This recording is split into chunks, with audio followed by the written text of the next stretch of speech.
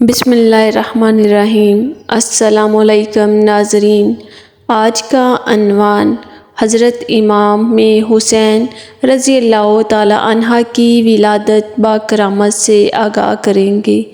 اس سے پہلے آپ سے گزارش ہے کہ اگر آپ ہمارے چینل پر نئے ہیں تو پلیز ہمارے چینل کو سبسکرائب کر دیں تاکہ آنے والی انفارمیٹیو ویڈیو آپ تک پہنچ سکے۔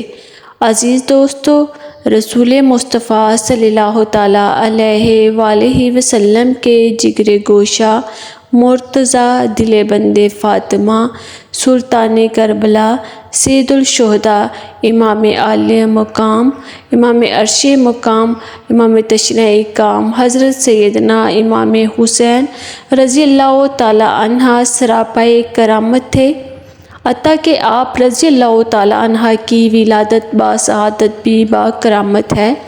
سیدنا امام حسین رضی اللہ تعالیٰ عنہ کی ولادت باسعادت 5 شعبان الموت 4 ہجری کو مدینہ منورہ میں ہوئی۔ حضرت سیدی عارفہ سے منقول ہے کہ امام پاک رضی اللہ تعالیٰ عنہ کی مدت حمل 6 ماہ ہے۔ حضرت سیدنا یحییٰ علی نبینا وعلیہ الصلاۃ والسلام اور امام اعلیٰ مقام امام حسین رضی اللہ تعالیٰ عنہ کے علاوہ کوئی ایسا بچہ زندہ نہ رہا جس کی مدت حمل 6 ماہ ہوئی ہو۔ فرمان مصطفیٰ صلی اللہ تعالیٰ علیہ وآلہ وسلم ہے، حسین رضی اللہ تعالیٰ عنہ مجھ سے ہے اور میں حسین رضی اللہ تعالیٰ عنہ سے ہوں۔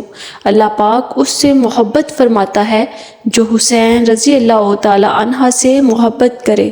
حسن و حسین رضی اللہ تعالیٰ عنہ سے جس نے محبت کی اس نے مجھ سے محبت کی، اور جس نے ان سے دشمنی کی اس نے مجھ سے دشمنی کی۔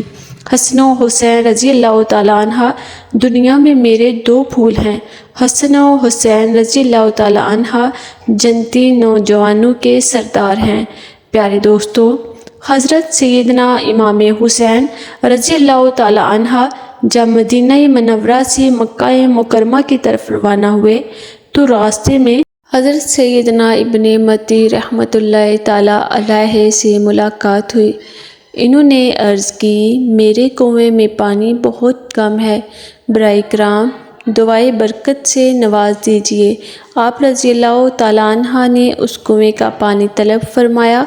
جب پانی کا ڈول حاضر کیا گیا تو آپ رضی اللہ تعالیٰ عنہ نے منہ لگا کر اس میں سے پانی نوش کیا، یعنی پیا اور کرلی کی، پھر ڈول کو واپس کنویں میں ڈال دیا تو کنویں کا پانی کافی بڑھ بھی گیا اور پہلے سے زیادہ میٹھا اور لذیذ بھی ہو گیا۔ حضرت سیدنا امام حسین رضی اللہ تعالیٰ عنہ یوم عاشوراء یعنی بروز جمعۃ المبارک 10 محرم الحرام 61 ہجری کو یزیدیوں پر یعنی اپنی دلیل مکمل کرنے کے لیے جس وقت میدان کربلا میں خطبہ ارشاد فرما رہے تھے، اس وقت آپ رضی اللہ تعالیٰ عنہ کے مظلوم قافلے کے خیموں کی حفاظت کے لیے خندق میں روشن کردہ آگ کی طرف دیکھ کر ایک بدزبان یزیدی مالک بن عروہ اس طرف بکواس کرنے لگا، اے حسین، تم نے وہاں کی آگ سے پہلے یہی آگ لگا دی۔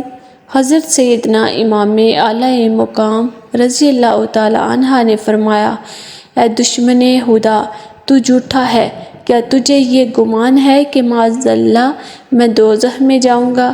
امام اعلیٰ مقام رضی اللہ تعالیٰ عنہ کے قافلے کے ایک جانثار حضرت سیدنا نے حضرت امام اعلیٰ مقام رضی اللہ تعالیٰ عنہ سے اس وقت منہ پھٹ بدلگان کے منہ پر تیر مارنے کی اجازت طلب کی۔ حضرت امام اعلیٰ مقام رضی اللہ تعالیٰ عنہ نے یہ فرما کر اجازت دینے سے انکار کیا کہ ہماری طرف سے حملے کا آغاز نہیں ہونا چاہیے۔ پھر امام تشریع کام یعنی پیاسے امام رضی اللہ تعالیٰ عنہ نے دست دعا بلند کر کے عرض کی، اے رب قہار، اس کو عذاب نار سے قبل بھی اس دنیائے ناپائیدار میں آگ کے عذاب میں مبتلا فرما۔ فوراً دعا یعنی قبول ہوئی اور اس کے اور گھوڑے کا پاؤں زمین کے ایک سوراخ پر پڑا، جس سے گھوڑے کو جھٹکا لگا اور بے ادب و گستاخ یزیدی گھوڑے سے گرا۔ اس کا پاؤں رکاب میں الجھا، گھوڑا اسے گھسیٹتا ہوا دوڑا اور آگ کی ایندھن میں ڈال دیا اور بد نصیب آگ میں جل کر بھسم ہو گیا۔ امام اعلیٰ مقام رضی اللہ تعالیٰ عنہ سجدہ شکر ادا کیا، حمد الہی بجا لائے اور عرض کی، یا اللہ کریم تیرا شکر ہے کہ تو نے اعلیٰ رسول کے گستاخ کو سزا دی۔ ایک دن یزیدی فوج کا ایک سخت دل شخص امام اعلیٰ مقام رضی اللہ تعالیٰ عنہ کے سامنے آ کر یوں بکنے لگا، دیکھو تو صحیح دریائے فرات کیسے موجیں مار رہا ہے، خدا کی قسم تمہیں اس کا ایک قطرہ بھی نہ ملے گا اور تم یوں ہی پیاس سے ہلاک ہو جاؤ گے۔ امام حسین رضی اللہ تعالیٰ عنہ دعا کی، یا اللہ اس کو پیاسا مار۔ امام اعلیٰ مقام رضی اللہ تعالیٰ عنہ کے دعا مانگتے ہی اس بے حیا کا گھوڑا بدک کر دوڑا، وہ پکڑنے کے لیے اس کے پیچھے بھاگا۔